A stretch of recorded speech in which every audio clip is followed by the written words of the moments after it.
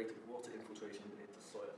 As you can see, it's made up of one outer ring like this, and an inner ring like this, and you bash it into the soil 5 centimetres using this equipment. Using the data we gathered from the previous methods, we can calculate the unknown in this equation, which is the infiltration rate. The infiltration rate can be measured using this equation, where the V value is the volume of water added in time, the dV value is the diameter of the inner ring, all squared, and the time value is the change in time, which is the water added into the inner ring during the experiment. We don't need to measure the diameter of this outer ring, as the outer ring is used purely to saturate the soil surrounding the inner ring. So that the water can infiltrate directly beneath the inner ring, so that the column of water below can be recorded.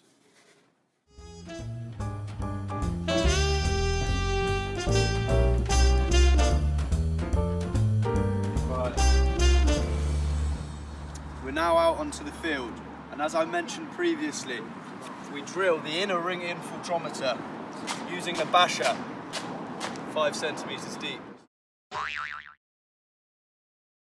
Surrounding the inner ring, we then bash the outer ring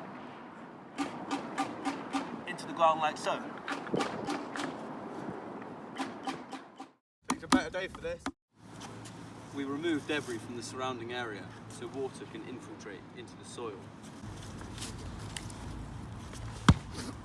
In order to saturate the soil surrounding the inner ring, we pour water in the space between the inner and outer rings, like so.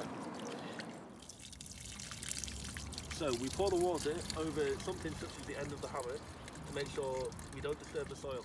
We've recorded the volume of the inner cylinder in the lab, and then using a 2-litre measuring jug, we will keep the volume of water at the maximum of the inner tube and keep topping up once it has gone down. And then in order to measure infiltration rate, we will record the change in volume of the jug. 2 litres. 2 minutes later, and as you can see, the water has already infiltrated through the soil. So using the 2-litre measuring jug, we will top up the inner cylinder and record the change in volume of water in the measuring jug. Water is infiltrated down the inner tube. And as you can see, we started with 2 litres of water in this measuring jug, and we have gone down to 1.3 litres of water left in the measuring jug. We can now use the change in volume and plug it into our formula, which we showed you earlier. The second method for this experiment involves the inner tube being filled up to the top, which is 2 litres, and we record the change in time that it takes for the 2 litres of water in the inner tube to infiltrate to the halfway mark where we have the marker, and that is 1 litre. We can plug this into the equation and we can measure the infiltration rate. Time has passed and we can see how long it has taken for the water to go from the top of the infiltrometer to the marker halfway down. The water we've used has come from this lake, and before doing so we filled out a risk assessment to make sure there were no hazards in the area. So there are a number of advantages to a double ring infiltrometer. The first of which is that by saturating the soil surrounding the inner ring, so putting water in the outer ring here, it improves the accuracy of the results. Other advantages to this method are its rapid installation, which allows us to obtain results much faster. It's also a very cheap piece of equipment and extremely easy to repeat, which means you can obtain multiple results quickly, allowing you to determine a mean quickly as well.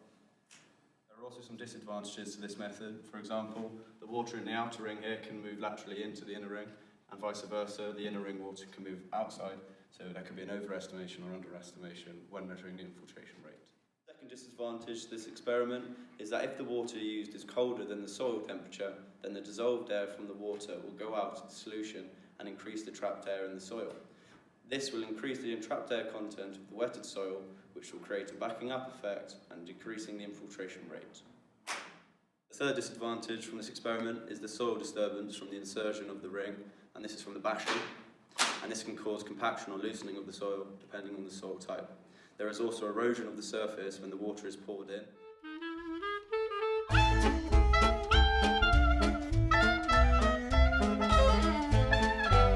Around 1,300 litres, millilitres. Infiltration rate. Shit, it wasn't measured up to 2. Plenty of time. The water